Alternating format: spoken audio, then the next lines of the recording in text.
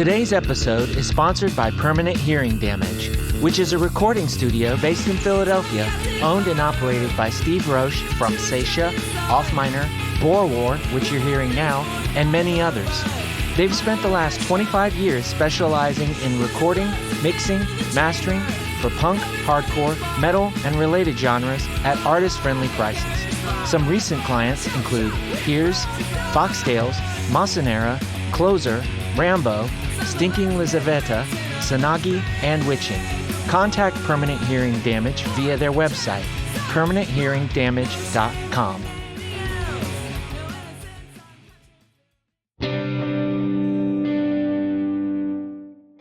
Hello, and welcome to Everything Remade, a podcast that I hope is about growth as much as it is about art. I'm Edie Quinn, and we have a great show lined up for you today. Before we get started, though, I'd like to remind you about our Patreon page at patreon.com/humanmachine, where you can go to sign up and support the show, read zines, get music sneak peeks, and so much more. That's patreon.com/humanmachine. Today's episode is a little different from what you might be used to, as we are joined by fellow zine maker Ryan of Pocket Thoughts Zine.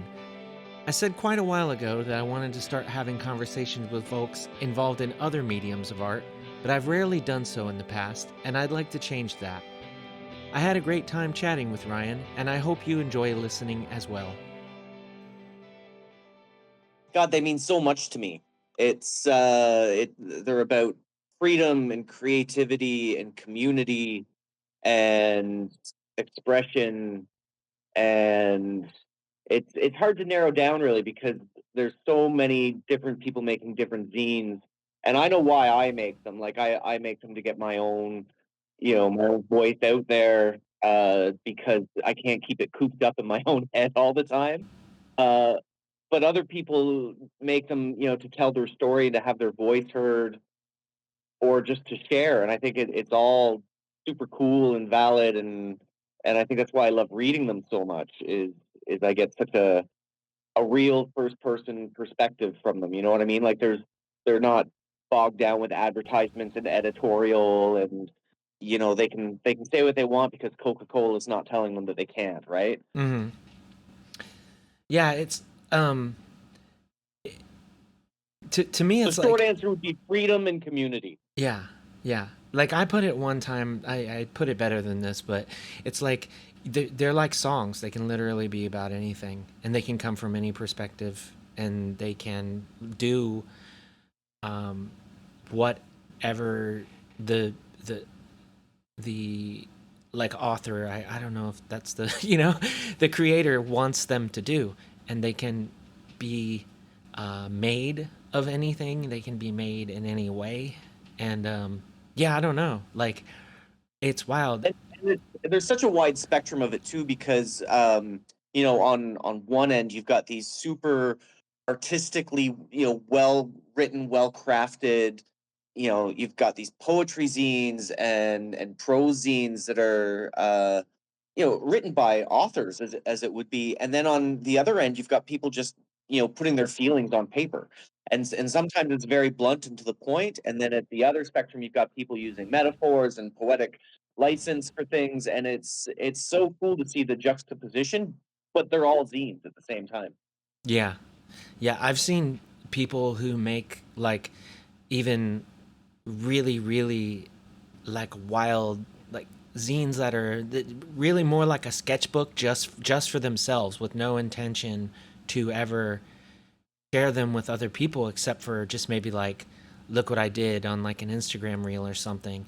And I think that's like a wild and like really probably very cathartic like experience as well, but I just like can't shut up when I do something, like it's like I look at my stuff, and when I look back on it, like I've been doing Pocket Thoughts for 7-ish years, and I mean I was making zines back in the 90s and early 2000s, but I've got this neat feeling that when I'm 80 years old, I have so much of my life documented for me by me, that it'll almost serve like a journal for myself, that I'll be able to look back and read on things that I I wrote and, "Oh, I thought that," or, "This was my opinion back then, and this is how it changed over time." Like, it's gonna be neat for me when I'm, in the old retirement home that I'll be able to look at this stuff again. Yeah, yeah. You said like making zines like in the 90s and stuff. That's where I came into them too. I came into them via I had just I was playing in punk bands, in high school. I just been asked by like a band who was like sort of mentoring my band to fill in on bass for them, and and I ended up like going playing more out of town and things like that. And you start seeing these little things pop up on like bands like merch tables and stuff, and you're like, what is this, and it's like a little Xerox like thing about like this person in this band's life, and then also like what music they like. And so that was the first like that was the entry point for me, because I was obsessed with music, like finding out more music. And I'm like, well, this person's band was cool, like let me see what they like and stuff like that. Like, what was your entry point for like zines as we know it? Well, I kind of was doing it without knowing it. I think a lot of people have a similar experience. So I wanted to make comic books, and in the mid '90s, there was Wizard magazine was really big for comic books. I had the price guide in the back, and like they talked a bit about indie comics in there, which was really cool. And they started talking about these things called ash cans that comic creators would make a little comic on a photocopier and hand out at conventions or sell at conventions. And I was like, oh, that's a way that I can make comics, is by making an ash can. And so I started making my own comics that way and did that for a couple of years just on photocopiers. And yeah, I was in high school at the time. Uh, so, I'd hand them out to other high school kids and sell them at art events and things like that. And then eventually that gravitated towards me, um, for some stupid reason, starting my own fan club as a joke, where I got people to fill out an application form and be a fan of mine, and they'd get a monthly newsletter all about me, written by me. And it was really kind of uh ironic but not ironic at the same time. It was really weird. And so like I was doing this every month, giving people a monthly newsletter, and that it was like a one pager thing. It was like 8.5 by 14, and just bizarreness to it. Like everything in my mind would come out on it. It was kind of neat and cool, and that eventually turned into like a folded thing that resembled more of a zine. And I'd been doing that for a couple of years, and this girl I know, Carolyn, came up to me and she was like, "Man, I really love your zine." I was like, "You love my what?" Because your zine, the thing you're making, it's a zine. What what the fuck is a zine? Sorry, am I allowed to swear Oh up in this? yeah, for sure. So I was like, "What's a zine?" And she had to explain to me what I'd been doing for a couple years. And I've heard similar stories from other people too, where they needed something to get their creativity out on. Photocopiers were relatively cheap and accessible, and started doing it that way, and then found out afterwards that we were making zines. Um, and then I got out of it for a while, and I tried a hand at blogging and making music in the 2000s. The internet kind of took over. You remember when the internet was like in its infancy in early times, and MySpace and Pure volume. Star Runner and all the good stuff from back in the day. Yeah. So the internet was where everything was, and on a computer, not on a phone. Like it was so different than it is now. But about 7 or 8 years ago, I decided I wanted to make a zine again. It was just like a snowy, cold January night. I had nothing to do. I couldn't go anywhere because the weather was so bad, and I was looking at some old art and thinking, you know what, I'll make a zine again just for fun and giggles, and I'll put it on Instagram. Because when I was making when I was making zines back in the day, there was no Instagram to share it on, right? Like Yeah. you had to put your zines into people's hands the old fashioned way. So I made this, this Pocket Thoughts #1 is just kind of I'll see what this is, and I put it on Instagram, and 3 or 4 people started messaging me going, "Hey, can I get a copy of that? Can I get a copy of that?" And people I didn't even know, they just followed the hashtag or whatever, and then all of a sudden I was like, wow, maybe I could be doing this again. And I caught the bug, and the rest is history. Yeah, that's awesome. I yeah, I can't I can't really like I didn't start making zines until like later, like after I was out of high school. My bands were making cassettes and stuff like that of our like Mm, little like recordings, and I was doing the art for those, and I had a I had a weird thing where I never liked to use paper. But like my mom would be throwing away a cereal box or something, and I would turn it inside out and draw on it. So I have like lots of weird stuff like that. But like um my first zine we did, when the person I was with at the time, we went we moved because she went to college, and then we were just doing like a punk zine, and it's really funny to think of it at the time, but like for those kinds of things, you would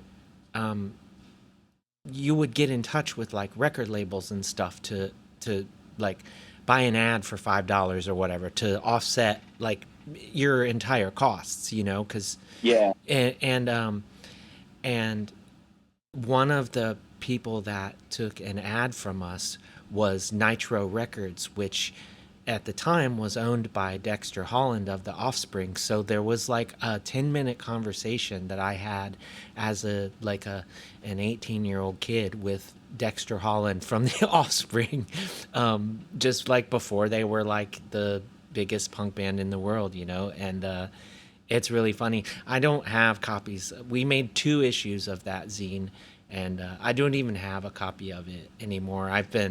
Like, I've moved so many times, and I've been in like terrible living situations, and uh, I'm always like, I really wish I did, because I bet it's so bad, which is fine. I was 18, but yeah, That's a good point though, because like I can remember about 12 years ago or so, I went through a really rough time in life, and I destroyed a whole bunch of my artwork. I gave a bunch of it away and destroyed a whole bunch of it because I was so upset, and that was how I could self destruct, was destroy my own artwork. But I'm so glad that I took photos of it and scanned a bunch of it, because most of it isn't lost forever that way. Like, I still have access to it. yeah, And the zines themselves, like, it's funny you mentioned wishing that you still had a copy, because I also collect zines, and I've got probably 1,500 zines from around the world or so that I've been picking up over the last 7 years. And someone in a similar situation reached out to me recently and said, hey, I'm just getting out of a bad home, bad life, where I had to leave and leave behind everything. I don't have my zines anymore. Do you still have copies of them, and can you send them to me? And it's like, yeah, I think I do. Like, to almost have this library that is not just my own obsessive collection, but I've been able to reunite someone with their own work that they deemed lost. It's kind of cool. yeah, that is awesome. I like that the 2 that we did, that was so long ago, and we never did that many of them.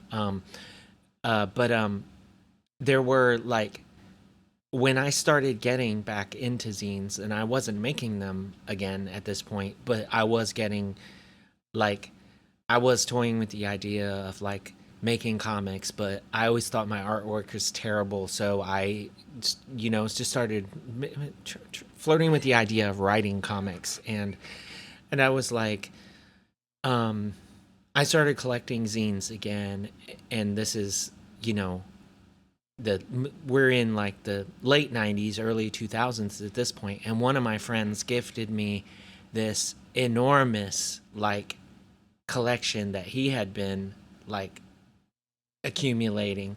So I just all of a sudden had all these really awesome zines, and I spent like just a couple months, like going through these things, like this shit still rules, right? And then like, I had them, and we did shows at our house, and I would leave them out, and people could go through them and look at them, and read them.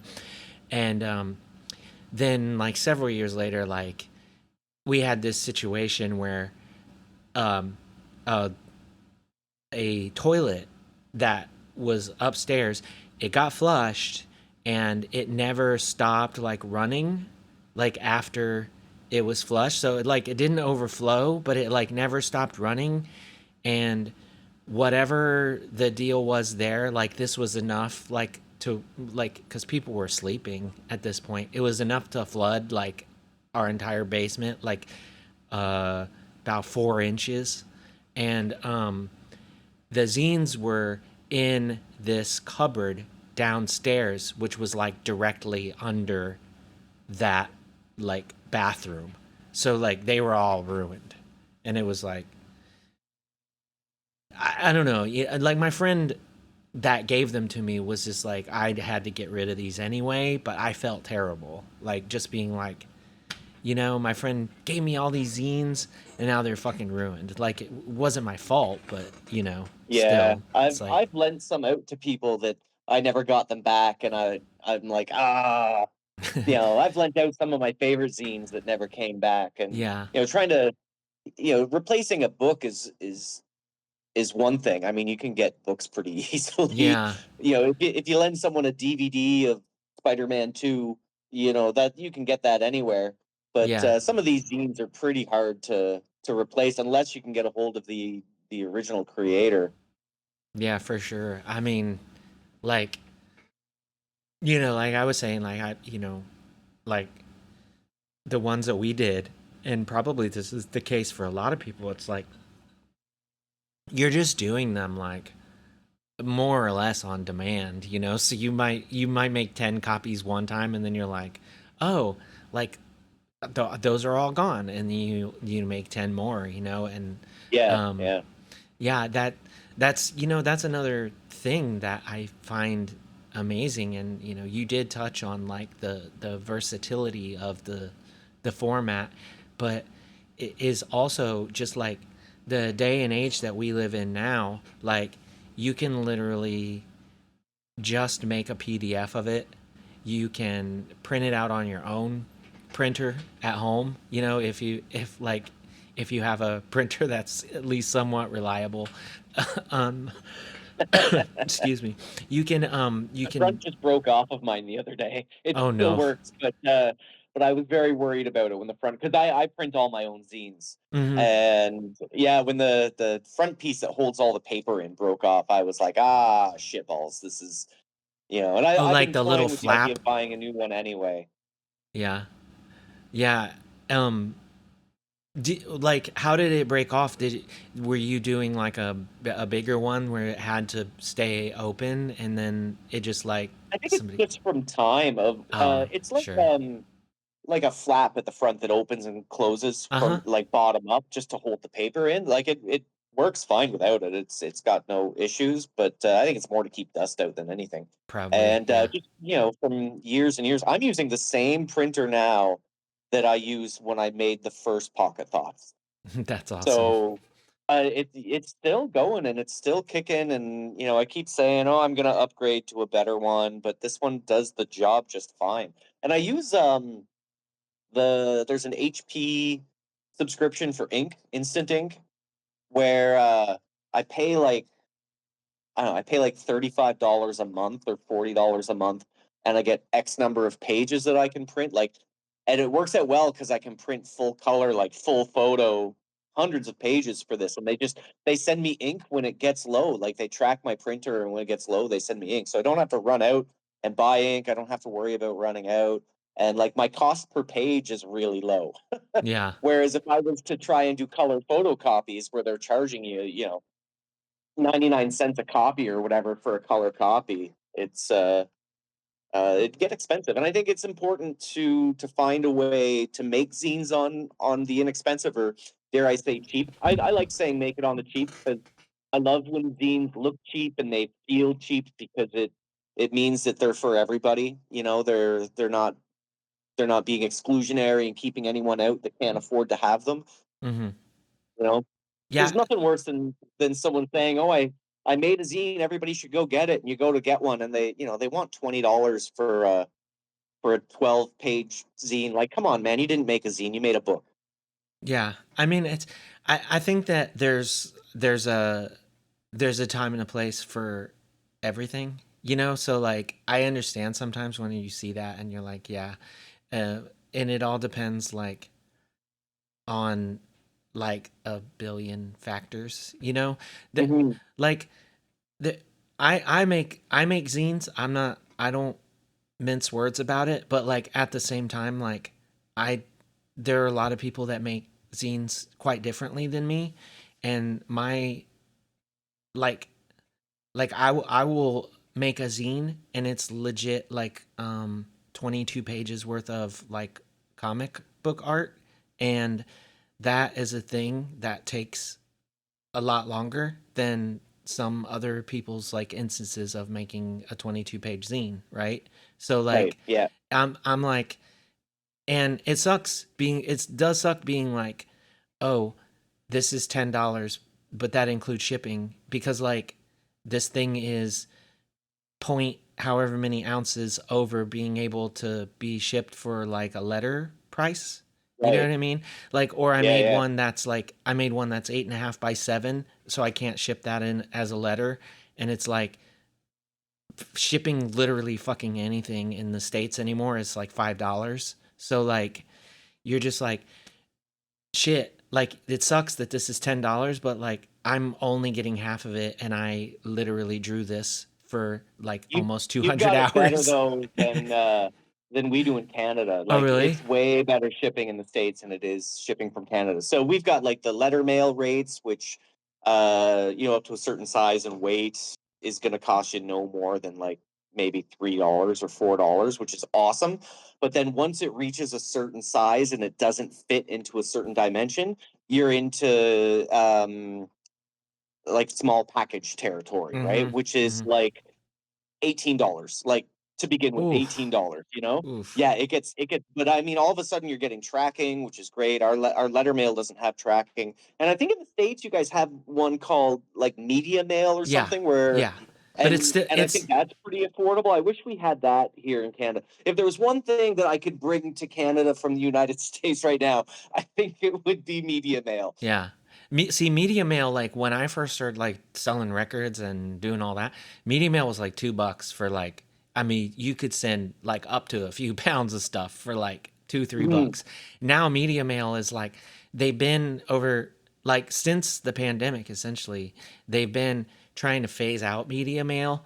And what they did was they introduced this other thing called Ground Advantage, and they made Ground Advantage like just a little more than media mail, and they've been sort of wedging media mail up to meet Ground Advantage because like everyone's speculating, yeah, they're going to just do away with media mail, Mm. and at that point they'll be like, well, now we can make Ground Advantage cost more, like once we got you all here, you know.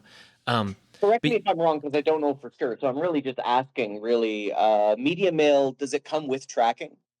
yeah, like almost every package inside the US to other US addresses will come with tracking.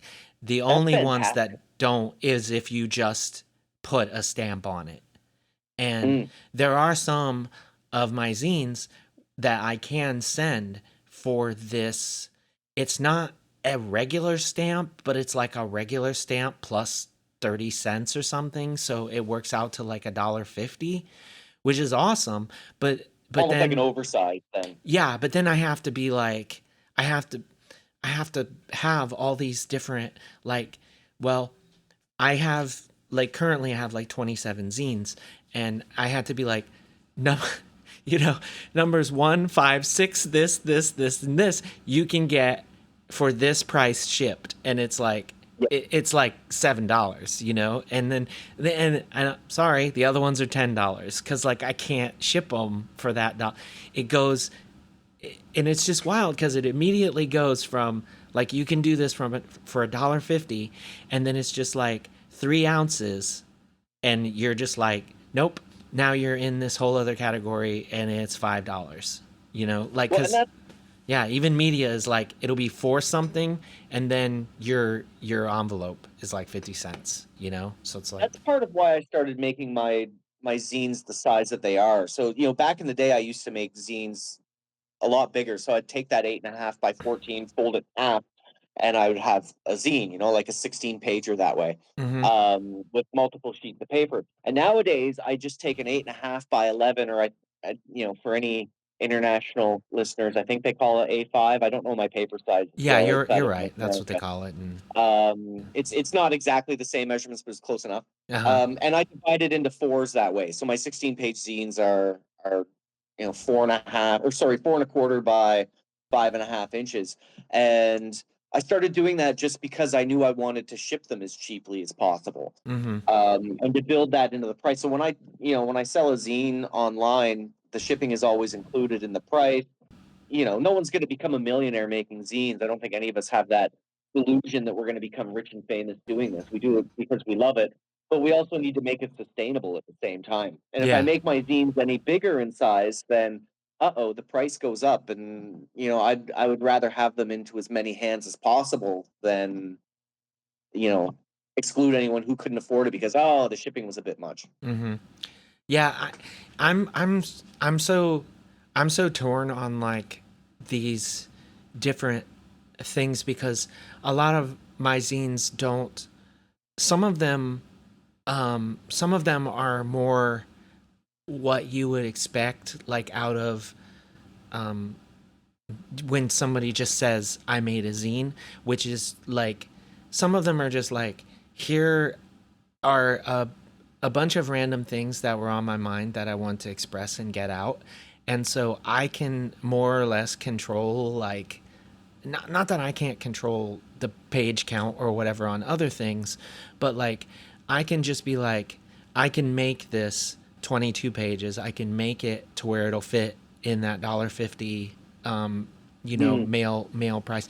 But other things like that are more personal to me and like I don't, I guess I'd say story based, even though a lot of it may be autobio or whatever. I'm just like I want the thing to dictate like the size and the page count. Like I don't want to Marvel Comics myself into saying this has to stay in this certain range. I want the art to dictate what form it takes. And so Mhm. that's when I get into that other thing where it's like, and of course like that is the thing about media mail though. Like I'm saying $5, but at the same time, like for $5, that shipping, like you could get like 10 of them and you could throw them in there Yeah. because it's like Yeah. that's the thing about media mail is like you're good up to like a certain weight, and a lot of zines will fit in that $5 shipping range. So it's like, you know, you got the thing where it's like where you're like, oh, you just want one to check it out and see if you like it. Like that's awesome. Like here's these, and I can ship those to you real cheap, so they're cheap. And then like if you like it and you find out you want to grab some more, then like maybe just do a few so that way it's worth it. Like, and so we are. I mean, it is great that there still is media mail for the time being. Like I don't even have any wood down here to knock on, so that sucks. But oh, I got like a guitar over here. I guess I'll just knock on that real quick. Because everything else, I like this just computer shipped desk, out. is. Was it last week? I think I shipped out one of my like ultimate zine packs from my shop. That's like every zine in my shop. So there's like 65-ish zines in this package, Mm-hmm. and I had to send it to Australia, which is Ooh. fantastic. I love like that it went to Australia. That's Oh so yeah, cool. But Jesus Christ, was that expensive yeah. to That's like send? the most expensive shipping class from the states. Anyway, is the most Yeah, expensive. yeah. Yeah, it's And when wild. you're looking at like 65 zines, it's all paper, right? Like it gets heavy pretty quick. Yeah, yeah. It sure can. And yeah, I don't even. I don't even know what that shipping might have been like. But to get back to the point of like the space that we use and choose to play with, I love the size that I use because um, it limits me in a way to have to find different creative routes around things, if that makes sense. Uh huh. So sometimes I have to really rework the words that I'm using to see, am I using too many words? Can these four words be one word to fill the space better? So Mm-hmm. it puts me in a different mindset a lot of the times too, because I can't just free range blog. I don't have endless space. I do have a limited amount of space to decide. Oh, maybe this picture should be a little smaller so I can get some more words in here.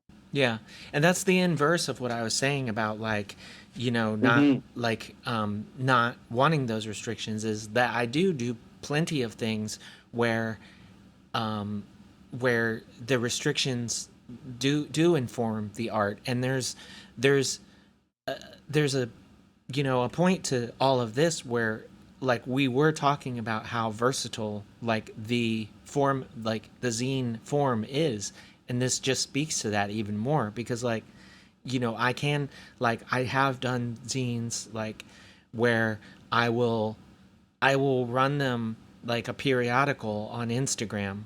And so then first of all, you are uh you are conforming to whatever their current image size recommendations are. It was a Yeah, square, and that was really easy.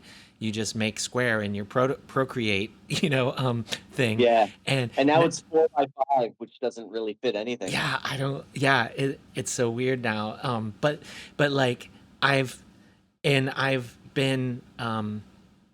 I've been toying around with one of two ideas where I want to do that again, and I'm like, I'm always like, well, there are people I know that will read these and never buy a zine, and that's okay. And there are people that will not read this until it's a zine, and that's all also okay. But it puts Yeah, me in that position where I'm like, this needs to work for both things. And so like that's speaking to what you were saying, you're like, well, this this page really only has like the three beats to it, and I would ordinarily just do three big panels on this page in whatever configuration, but now it has to be four panels because like I'm speaking in the case of the squares.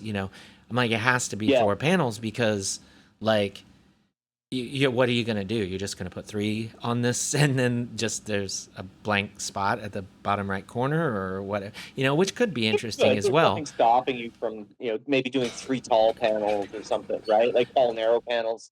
Yeah, no, I mean, it's just like if you're going to put it on Instagram, I don't know how, like, I've tried to translate like some stuff that I've done Yeah, strictly for print. I've tried to section it off, and I've tried to like sort of make it work. And I got like halfway through an issue, and I was like, this is bumming me out how bad this translates to like um, so yeah, it is interesting how like both b- both things can be like it, it's just a creative exercise, and it's interesting how um it can be helpful as much as it can be like a hindrance, if you look at it that way, like just being like, well, I've got to do it this way, so I got to figure out how to make it this way. I mean, there's plenty of like comics writers and stuff that I've heard talk on podcasts where they're like, oh, I love the like fact that you only got 20 pages because like otherwise I would just do whatever. And they're yeah, they feel that the limitations are really helpful to them. And yeah, I don't know. I can go either way on it, you know. Well, I think comic storytelling has changed a lot in the last, 50 years, especially. And you mentioned Marvel Comics earlier. Like, what's the average price of a Marvel comic right now? It's like $3.99 or $4.99 American. It's probably more. Their comics are $3.99 to $5.99, and they more are in the $4.99 these days, I Yeah. believe. Yeah, Like, I bought the new Archie book where he meets Jay and Silent Bob. It was really fun. I had a lot of fun reading it. And usually when I go visit my friends at the comic shop, I buy 3 or 4 things and I don't really realize what I'm paying for it until I'm done. But I only bought this one book the last time I was there. It was $12 Canadian, like with tax and everything. I was like, holy shit, $12 for one floppy comic book. Like when I was a kid, they were a buck 25, yeah, and it is what it is with inflation. Like I'm not going to sit and pretend that that's not a thing. But I've also noticed with new comics that storytelling isn't the same as it used to be because it's so much more drawn out, and I think that they're more writing and drawing these things for collected editions and trade paperbacks as opposed to floppies. yeah, I picked up absolutely. a collection of Howard the Duck comics from the 70s and 80s, and really dived into that a couple years ago and realized that every single issue in that collection was taking me 25 minutes or so to read. Like these are full stories in each issue, whereas any new Marvel or even DC comic book, like the floppies I'm talking about, not any collected graphic novels, Hmm. you know you can whip through a floppy in less than 5 minutes for your $5, right? And where's the value in that? I see so much wasted space that's used, and these unnecessary full page splashes of a character's torso, like upper torso, just talking. And I wonder why that couldn't just be a smaller panel on the page with more exposition. Maybe I'm just ranting like a old man yelling at the cloud, but It's yeah, it's if I'm spending $12 on a book, I want to get my value out of it. And I think I for did sure. out of that Archie meeting Jane Silent Bob. That was a lot of fun to read. But like on any given, say, Spider-Man or Superman comic book, like if I'm going to spend $5 on that, I want more than 5 minutes of entertainment. Yeah, yeah. It's there's so much like that goes into all of this like these ideas like you certainly touched on the writing for trade thing, which is like you know that's definitely what people were instructed to do, like sort of from like the 2010s to to currently even but they've even they've toyed with the different idea of how long like a trade should be, and so Mhm. they've toyed with like, well, maybe the story arc should only be because 6 was the golden rule for at least 10 years or whatever. And Yeah, the old miniseries were always 6. yeah, and so they'd have these really like decompressed, stories or whatever where like you're saying like not a lot even happens in a particular issue, and then you're at the end of it in 5 minutes, and a lot of that also is to do with the fact that like at some point, people just decided, I ain't reading all that, Yeah. and they cite manga influence for a lot of that, like just keep it fast paced, keep the like let the picture tell you what Stan Lee used to tell you in the bubbles, you know what I mean? And like I Hmm. do appreciate that, but also it's like, yeah, there's got to be something there. And like I'm the worst for that because like I don't I'll write my outlines for my comics and they will be like all of this, it'll be all this text and some of it's description and some of it's like and then when I get down to it, I'm like I am writing the most concise prose that I can because I just like I feel like I hate like reading my like I hate reading it to an extent, so I'm like I'm just trying to like make like I'm trying to make like the narration bubbles like as small as possible. I'm trying to make like the dialogue as like concise as possible. And I'm like, damn, like I hate it when I read a comic and I'm like, it's over already. Like that yeah, I Yeah. paid $5 for this, and And I'm not saying, that they should relinquish any quality on the storytelling whatsoever, because comics are about time, right? Like, mhm. the space between the borders and the way time moves and everything. But I just think that there's a lot of like overly large panels that you could take 3 or 4 pages and condense them down to a page and a half. Oh, absolutely. Yeah, it's really, you know, it's really like the bigger companies, they all have like a, a formula or whatever that they're Yeah. trying to do, and that's whatever it is. It's it's just But you it's know who wild doesn't like have a formula? who's that? Zine makers. Yeah, See but how I I mean, segued yeah. like that? Like let's get out of this. Yeah. No, for sure, and that was going to be like my segue as well, is like that in indie comics and zine makers, like we can sort of just, but like, my last thought is like, as far as like comics is like, you're we were talking about like the time that it takes to actually like draw this stuff and everything, and so you're like, I think about it as an artist and I'm like, I literally spent like 5 hours like on these 4 panels that someone can flip through on Instagram for like in like 20 seconds, and that's wild, right? And so, like, coming from the art perspective, you're like, I hope it doesn't take someone 5 minutes to read this whole thing, because I hope they sit there and really like look at what I did, even if it's not like, even if I'm not expecting people to appreciate it in some grand way or whatever. I hope they just like look at it and be like, this is as much a part of the story as the words that I'm reading.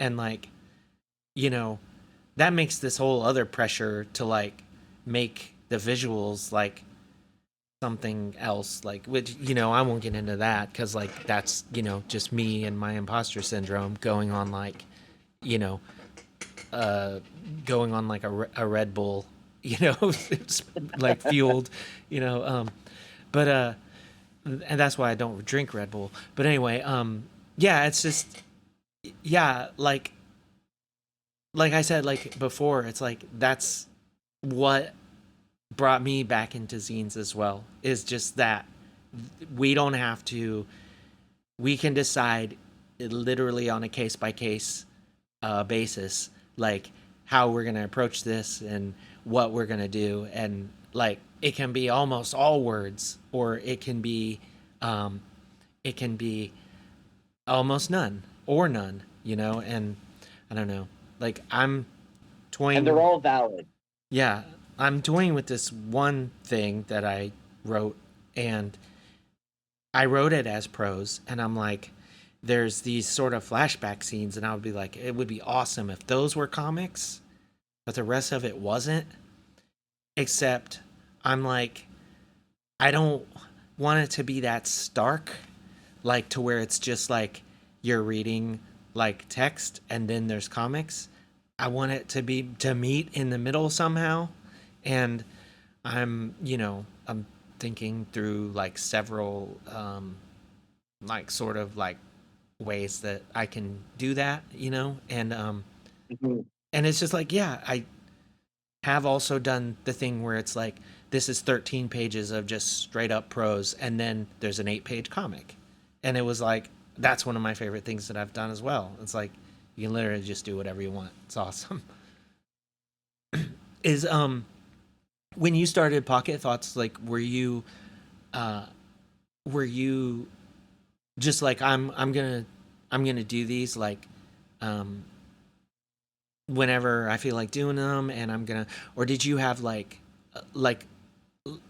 any sort of self-imposed like goals in mind? Like, were you like, I'm gonna do this, and I at least want to do 50, or I want to do this for X amount of years, or were you trying to work off certain themes more than others, or is it just like? I think I was making it up as I went along. Mhm. Like I said, I made that one and put it on Instagram, and people said that they wanted it. So then I got to thinking, well, how can I make this sustainable if I decide to keep doing it? And so then I opened an Etsy shop for this one zine, and then did a little cost analysis, like, is this going to lose me money? Like, what am I doing here?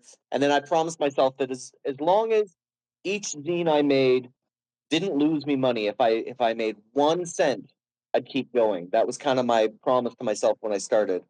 And so I started reading up on, like, what you do when you open an Etsy shop and all this stuff. And they said, oh, you need more than one product. Get like 5 or 6 products. And I was like, okay, well, I guess I got to make a bunch more zines. and so I did, and some of them were just like old stuff that I'd already made that I kind of repackaged, like old song lyrics that I'd written, put into these poetry themes, and just to kind of take up space while I was making new stuff. And they served their purpose for the time, and I don't really make those ones anymore. I don't ship them out.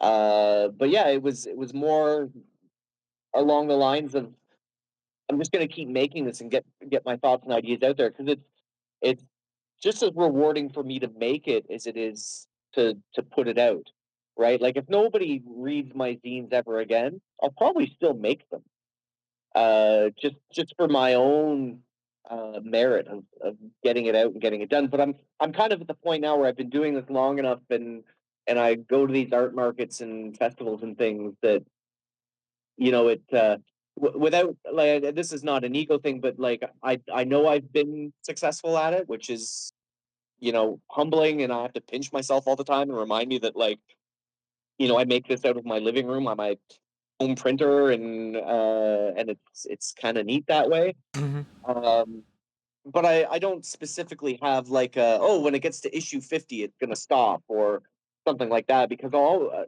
always keep making something. Like, if I sat here today and said, yeah, when Pocket Thoughts hits issue 50, I just finished 34 today. It'll be out this weekend. 34 is coming out this weekend. So if I sat here and said, when I get to issue 50, I'm gonna stop, and there won't be any more Pocket Thoughts, I would just make a number one of something else. Yeah, Like, yeah. Yeah, I didn't mean like a stopping point necessarily. Like, oh, I'll make 50, but like, if because we talked before about how, like, both of us came into this more or less like from comics, and mhm, that was the kind of thing in comics that was so cool. And so actually with Sparks, what I did was I was like, I'm gonna make 100 of these, like, so help me. And I'm not saying that number 100 is going to be the last one. I'm just like, right. I'm going to do 100. No, no, like, if I find out that I'm dying next month, I got a lot of zines to make in that month because I'm gonna do it. um, so I think of, like, yeah, Tim, who made Cerberus, and yeah, I think he said that, like, it's gonna end at 200 one way or the other. And I couldn't imagine, like, getting to issue 199 of something, knowing it's gonna end at 200, and still have, like, ideas for these characters that I still want to explore, and be like, oh man, I gotta wrap this up because I said I would.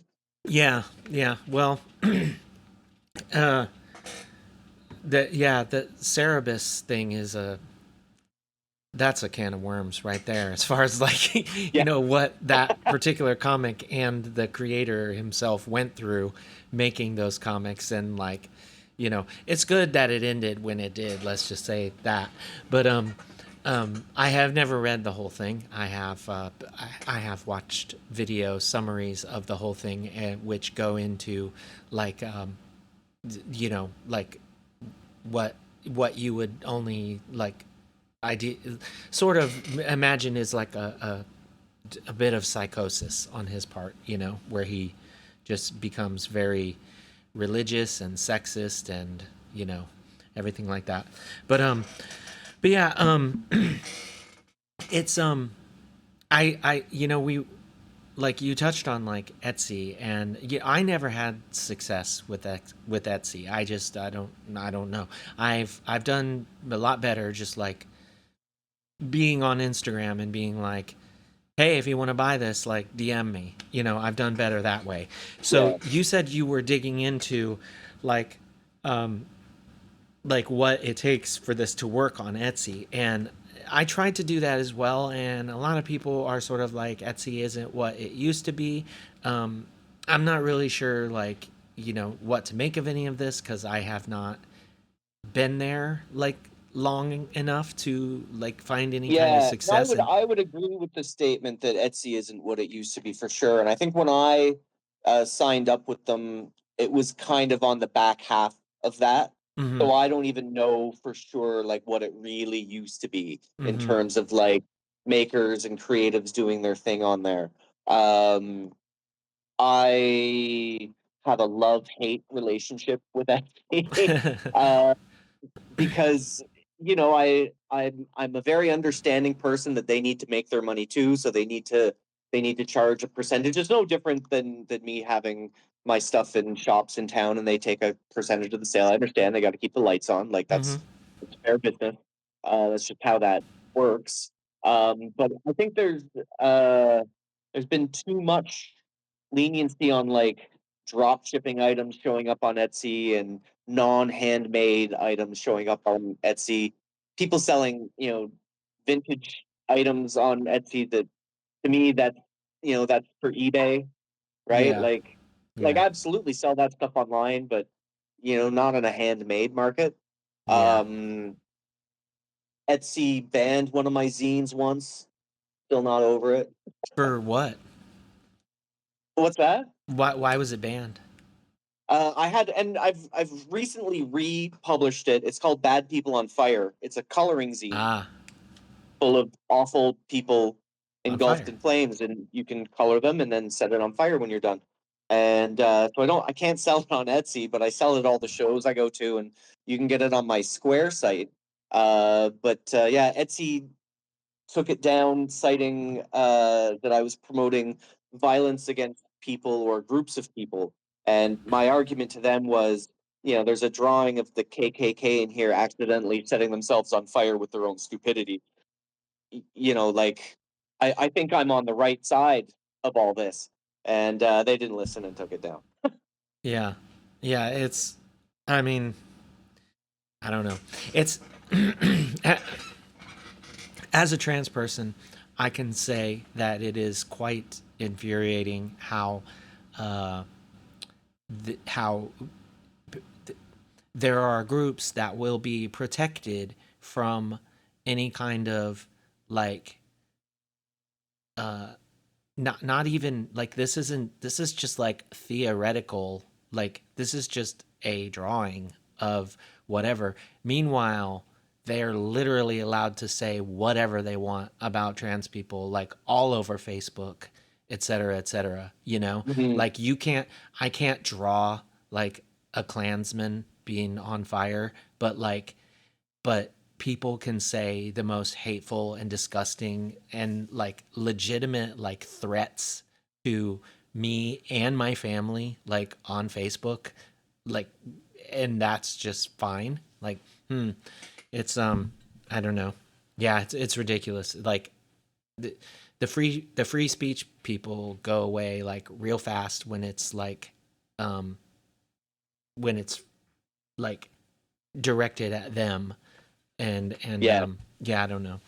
But yeah, I was gonna ask, also because like you you recently like published the Pocket Thoughts Omnibus, which is like a I'm assuming a paperback collection of Pocket Thoughts 1 through 10, and you're selling that on Amazon and not on your Etsy store as far as I could tell. Like what was your what was the um difference in that case where you're like, I don't want to sell this like through this shop and I'll just use like that. Like is is it a printing thing or is it was there That's more a to uh, if that's a really long drawn out question to ask me if I'm a sellout. No, no, um, that's not what I meant at all. It's like it's no, just I'm just like kidding. I'm just kidding. yeah. But no, you're absolutely right. It is totally a printing thing. So the omnibus is printed on demand by Amazon, Okay.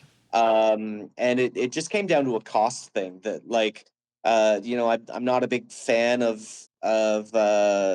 selling out that way, but Okay. also I want it to be affordable to anybody who wants it. And for me to get author copies of it to bring to markets and shows and stuff is very inexpensive as well, without having to, you know, buy 2,000 copies of my own book that I'm going to keep in my closet and sell over the next 2 years. You know what I mean? Exactly. Yeah. Yeah. Yeah. So it's a little bit of scratching the devil's back while they scratch mine. I'm not exactly proud of it, Well, but uh, I but didn't bring it up sometimes there's for necessary evils. yeah. I didn't bring it up for that for any kind of like, you know, um I think Oh like no, no, for sure. And I know yeah, you're not taking the piss out of me or anything. It's yeah. We more can of a like what's the smart logic behind it. I get it. mhm. And that was the whole reason. Same with my coloring book. My coloring book is actually printed by Amazon as well.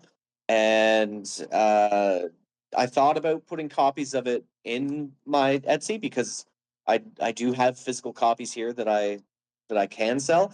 But then it turns into a shipping nightmare, right? Of if I'm gonna sell this book and then have to charge shipping on it because it is overweight compared to everything else that I Yeah. sell. So I have to unfortunately put that shipping cost on the consumer.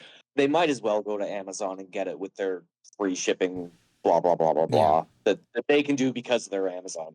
Yeah, because that was my other question, is like, you know, your omnibus it says 162 pages. You're selling it for 9.99. I'm like, I gotta find out where this thing was printed, because like I can't imagine like um being able to print something and sell it for 9.99. Am I Like selling it for 9.99? that's what it Oh wait, said. must be American, right? That's an Yeah, American yeah, price. yeah. I Okay. I actually I was like, like, holy crap, I that's a went. good deal. Everybody should go buy it. It's 9.99. They should. Or. So I'm not saying which you should do, but even if you go and buy one for yourself, you know what you should do is you should go online and you should find out how to ask your local library to buy the Pocket Thoughts Omnibus, because that's what I did. I do not have money to spend on books right now. So what I did was I went online and I put in a request to buy it at my library, and I've done this with lots of books, and they have my library has probably ordered 50% of the books that I have requested that they order over the years, and it's awesome because I know some of these authors personally, and I will get their books in the library, and it's awesome because I will go in there looking for other books, and then I'll be like, someone checked out my friend's book. That's fucking awesome, you know? That is. And Your local, I would assume that your local library is similar to my local library and everybody else's local library. My local library will order books in too if they deem that enough people are going to want to read it. my, But your library is a treasure trove of useful stuff, not just books. Libraries are wonderful for community meetings and get-togethers. My local library has this thing where it's like a creator room that you can go and you can just use a 3D printer there. You damn. can use a sewing machine there. They have tools that you can use if you need to fix something, but you don't say own the right tool for it. They've got a bunch of tools that you can just go and use there. Like everybody thinks the library is just books and reading, but it's more community than anything. Yeah. Yeah, it's awesome. I mean, like, for years now, it's been comics and books, audiobooks, DVDs, Mm-hmm. CDs, like, and now like it's like Video you. games at the library. You can or not rent. You can borrow video games. Oh, I don't know if ours has that, but like, but Oh, ours. mine does. I can go and get like brand new Switch games That's at the amazing. library. That's amazing. Yeah. I like. I just like. I know like. Within the last few years and the e-readers and all the like all the subscription services and stuff, that the library here even has like a Netflix. Like you can sign up for this thing and you can watch the movies that the library has like on your TV like it's Netflix. Yeah, And you're we've got like, that get the too. fuck out of here. This is amazing. But And you know what? And it's so typical because here we are talking about all the great things that library does, and I always forget to try and use them. You know, like I just bought a book the other day, and you know it's pretty good. I'm glad I got it. I'm glad I'm reading it. But what am I going to do with this book when I'm done? Like I'm not sure I want to keep it. I could have just borrowed this from the library. yeah, yeah. Oh, I just was at the library like an hour before we, had this Yeah. conversation. So like, yeah, I got the new Hope Larson. I got the new Alison Bechdel. I got a, a book that Jeff Smith did that I didn't know about, which is like cartoon. It's like little cartoon mice. I'm like, what the fuck? Like Jeff Smith did Oh, this the little Little like, Man. yeah, yeah. I never Yeah, knew I about love that. I that. was like, I'm a huge Jeff Smith fan. me I'm a too. huge Smith fan. Yeah. Yeah. Now, obviously not as Yeah. much as you because I didn't know this book existed until 2 days ago. But like, yeah, um, yeah, it's awesome. I'm at the library constantly, and I'm always reading. If yeah, I don't. I mean, I pretty much only read comics, but I have read like 180 books this year already or something. But um, yeah, it's Well, and don't talk yourself down for that because I see that a lot of time when people go, "Oh, you know, I like to read comics," and you can hear it in their voice where they're waiting for someone to almost like put them down for reading right, comics. There's a right. lot of literary value in comics, and for anyone listening to your podcast, don't ever put yourself down for reading comics. I Yeah, grew up reading comic books, and that often gets you into reading other things as well. And the level, there was a study done. I can't think of who did it, but there was a study done about the types of words and language used in comics and complex words that are used in comics. hmm, And comics have way more complex words in them than your average novel does. So yeah. never And talk yourself down for it. yeah, and I didn't make it. I didn't mean to make it sound like that. What I my whole thing is like when I say Well, I I do it read, too. We all do it. We yeah, all do it. when I say I read 180 books, like my thing is like I understand that reading 180 like novels would Hmm. be like that's not possible in 6 months 7 months, like so that's more why I made that acknowledgement, because like that would be absurd. But like not that like I believe that reading comics is any less like you know like any less of a legitimate form of reading, like than reading novels. Yeah. I But I think to go back to the library with comics, because for the longest time you couldn't get comics at the library. It just mhm. wasn't a thing, at least in my library. I'd say, maybe 15, 20 years ago, we started to see graphic novels showing up in comics. And that's fantastic because it's getting younger people to read more. Mhm. And so again, kudos to the library. Yeah, absolutely. I mean, um, my like I think all my kids uh learned how to read like pretty much entirely on their own, like from comics, like whether it was Calvin and Hobbes or some kind of Spider-Man or something, But Yeah. yeah, it's awesome. Um, I think that's, to go back to what we said earlier about older comics and the exposition that they had in those the thought balloons and stuff. Like you don't see thought balloons anymore. They don't exist. But even the captions above hand, like and it would say, oh, Batman and his sidekick Robin are going to the bank to stop the heist by the Riddler, and below it there would be a picture of Batman and Robin going into the bank. And I think that, having that exposition along with the image was great for teaching us how to read. yeah, I think there's something there for sure. And like yeah, it's it's really, I don't know. That's one thing that I think that, you know, indie comics and zines do so well about breaking like those kinds of rules. Like they've made this Mhm. rule now where it's like the art should be good enough that you don't have to tell people like what they're seeing on the page. And it's like, I get that from that point. And also at the same time, like, sometimes like I, I, as far as like, okay, like a comic page or something, right? Like I know how I want it to open and I know how I want it to end, and like some of the thoughts there in the middle don't match up with the like visual cues that I'm giving you. So like that's where going back to that sort of like other way of like tell people what you want them to um, tell people what you want them to think, which is different than what they're seeing.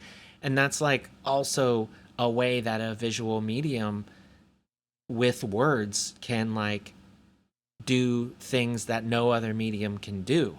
You know, where you're like where you're telling someone that like you're supposed to be thinking about this other thing while you're looking at this other thing that's different, you know? And I don't know, like I think it would be awesome to just do a comic where you're like what you're describing, where you're like, you know, the Caped Crusaders, you know, and it's like totally Yeah. corny and it's exactly what you're seeing, but it could be so fun if you do it in a way, and I'm sure people are doing this right now. But like, yeah, that's what's like about like indie comics and zines and stuff that I love where and like I mean like this shit like legit like when I read something like and I'm like I feel like my fucking life just changed. You know what I mean? Like Marvel comics like don't do that anymore. You know, like Right. so like we're you know don't worry about it. We're doing something right for sure. You know, um, but yeah, you know like um, we were talking before, and you know you more or less like answered my questions about like you know the printing and stuff like and like you know you do most of your printing on computer, which is like I also you know do, but like yeah that was a big thing for me, just like how many ways that you know you can print a zine, like how many formats that you can do.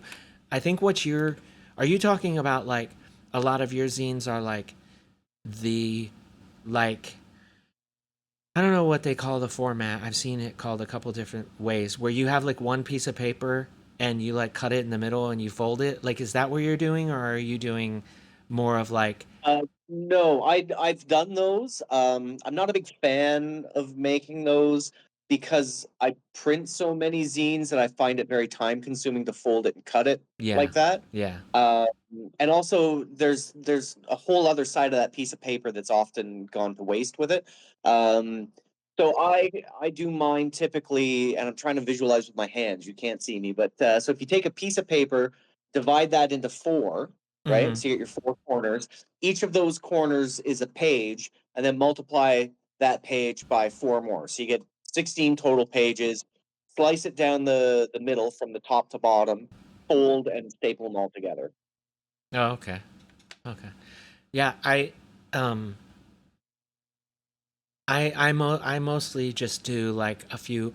I wanted to do like different sizes, and I sort of got some feedback by some people who read a lot and you know like have and and people were more or less like stop being fucking obnoxious and stick to like two or three sizes please. So so I mostly do like I do the the half page, which is like 8.5 by five Yeah, and a half, and then I do the half legal, which is 8.5 by 7, because yep. that you know, and then I do You get a lot of space with the half legal. I my old zines were half legal. yeah. I do like one just because like I just like this size so much, which is it's 7 by 5.5. So essentially, I'm just cutting off the top 1.5 inch, you know, and making it smaller. Right. Um, and then I also do a 7 by 7 because that's the best format for like when I was doing the squares on Instagram.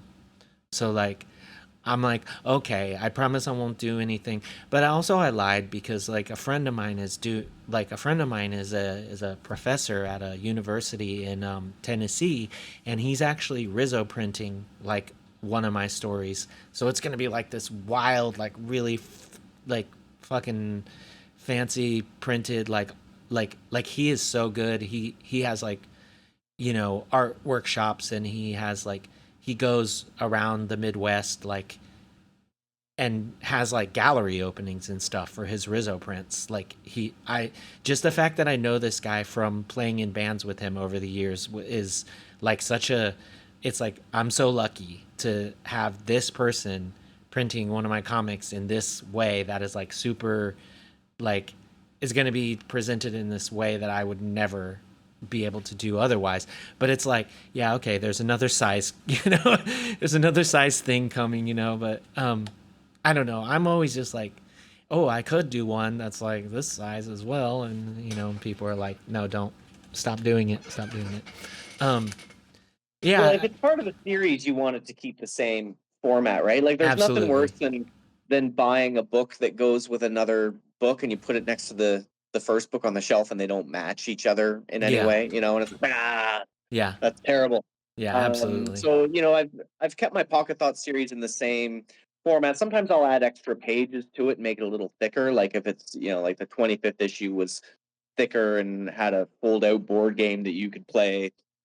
Yeah, I try to innovate a little bit that way, or I'll use a different paper stock for the cover or something like that, or just I'll different ideas to explore with. Like I did one issue of Pocket Thoughts where all I used was different colored ballpoint pens for the entire zine, just to see if I could and if it would still work. mm-hmm. And then 2 months later, I'm saying I'm going to do this entire issue of the series is going to be text only. There's going to be no artwork, and I want to see if I can still get the point across without it looking like it always looks like.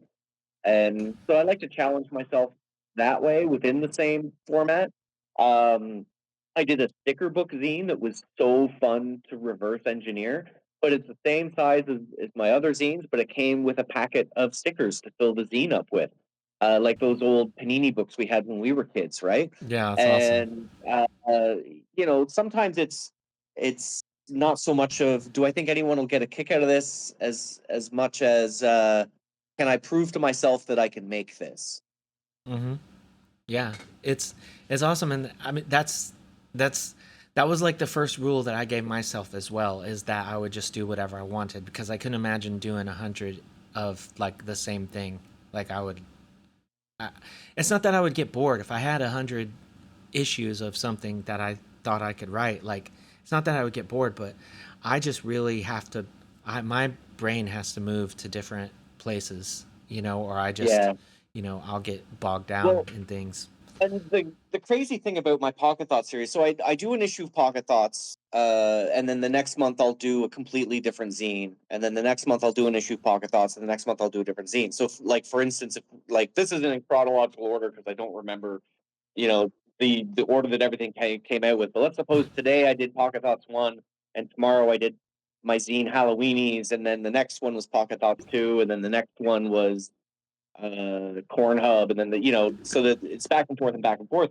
And then in the Pocket Thought series, every page is typically a different idea explored through a different form of creativity, whether it's art, writing, poetry, comics, photography, ranting, a stand-up comedy bit, a fake advertisement. It's always something different.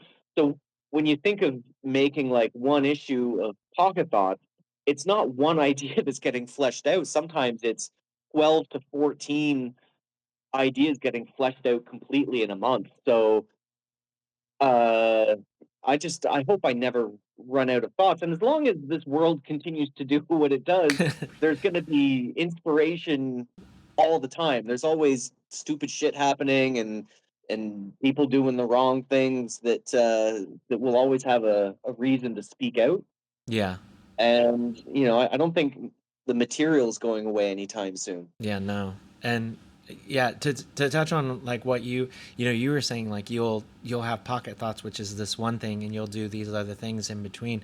Like that's not what I do, and I acknowledge that that's confusing to people. Like, but it's like, okay, like I will, like, my 25th issue, like we're getting back to you saying that yours was bigger, and that this is what I was getting at earlier, where we were talking about these comic issues, like the 25th anniversary issue or whatever. Yeah. Like, there's no, it's not a coincidence that my 25th issue is the one that my friend is Rizzo printing. Like, it's like the biggest one. It's like 3-color Rizzo. It's like gonna be so like different from everything and just Well, whatever. and it's special, right? You wanna Yeah, you wanna exactly. celebrate it for yourself as much as anything else, and you should. Right. Like, you've put a lot of work into that. You should be proud of what you've done and make it special for yourself because you've Right. earned it.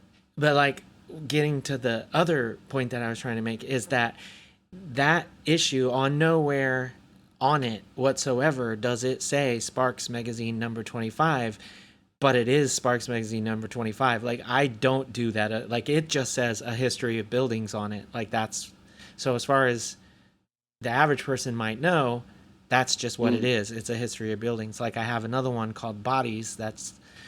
It's actually it's actually issue 29 because I'm already printing past like some of my other things. But like, as far as people know, it's just Bodies Volume 2, but it's actually Sparks 29. Now that will have a credits inside and it'll actually say that, but like not all of them do.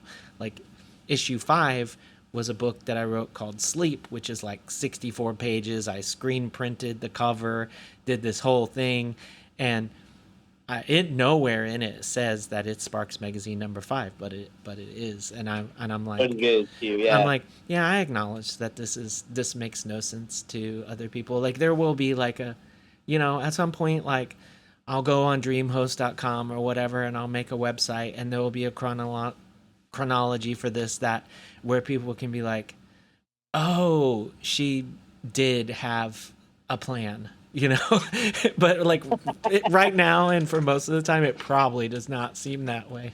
Um, but yeah, it's awesome. Been like chatting with you has been awesome. I don't want to keep you too much longer. Like, I try to keep these at like an hour. I knew that, like, when we start talking about zines and stuff, this is not something I get to talk about a lot. I knew that I'd be like, oh yeah, let's just like, go go go.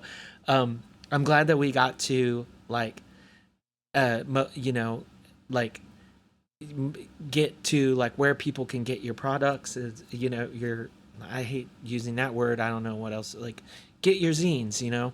Um, like, what's the Okay with URL? product. It's when people refer to their art as content. Yeah, I'm no, I over hate that. that too. Yeah, Call it art. Call yeah, it what it is. You can get if you're doing that right now, you can get my zines at pocketthoughts.etsy.com or pocket-thoughts dot square dot site, I think. The Etsy one is easier to remember. That's why I use it so much.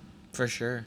And what's your like, what's your Instagram handle again? My name is Ryan Oh, okay, with a that whole bunch of underscores in between each word because I picked the worst possible Instagram username and it's too late to change it now. It's it's on like everything my I name do. is Ryan with underscores between every word. Yeah. Okay, yeah, I couldn't remember. Like, I Yeah. never. You would think it was just Pocket Thoughts. It would be smart if my Instagram was just like Pocket Thoughts or Pocket Thought Zines. That's what it should be if I'd used any of the information that I gathered from studying marketing in school that that my social media should all be the same, but it's not. And that was my conversation with Ryan from Pocket Thoughts Zine. Thank you so much, Ryan, for taking the time to chat with me. I really had a blast. I hope y'all enjoyed listening wherever you are as well. Make sure you sign up to the Middleman Records YouTube page to keep updated on shows and things like that. Until next time, take care and do good things.